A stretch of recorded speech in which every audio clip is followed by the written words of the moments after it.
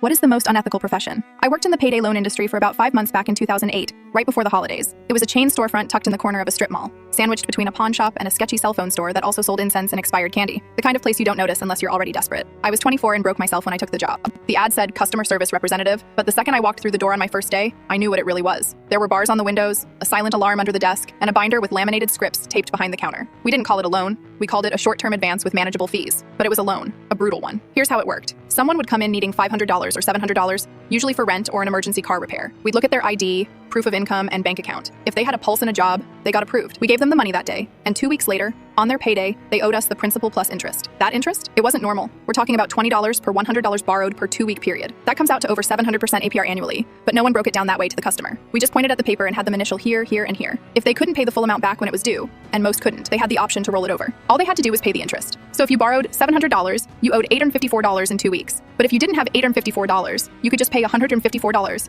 and keep the $700 loan alive for another 2 weeks. Then repeat, again and again. We were allowed to roll it 3 times before requiring full repayment, but even that had a loophole. They could just take out a new loan to pay off the last one and restart the cycle. People lived in that cycle. I had regulars who came in like clockwork every other Friday. They'd shuffle in, eyes low, slide their debit card over the counter, pay $154, sign the forms, and walk out. One woman cried once, said she was still paying off a loan she first took out in 2006. There were no chairs in the waiting area. That was intentional. We were told if people had to stand, they'd be less likely to linger, less likely to complain or change their minds. The company trained us hard on how to talk to people. We were taught to be warm, but not too friendly, empathetic, but never too familiar. We weren't supposed to offer advice or alternatives. Just stick to the script. If someone hesitated, we were trained to say things like, "We totally understand, and it's great that you're being responsible, but emergencies don't wait, and we're here to help." It was always framed like we were rescuing them, like we were doing something noble, but we weren't. By November, I was starting to unravel. I stopped looking customers in the eye. I dreaded the ones who had kids with them, especially toddlers. They'd cling to their parents' legs while we walked through the paperwork, too young to understand that they were watching their future debt accrue. Then December hit, and everything got worse. People were borrowing more, talking about buying presents for their kids, trying to make the holidays special, scraping money together to travel and visit family. We knew the interest was going to crush them after the new year, but we smiled and offered them the seasonal boost deal, an extra $100 for new loans, just in time for Christmas. The tipping point came at a corporate meeting in early December.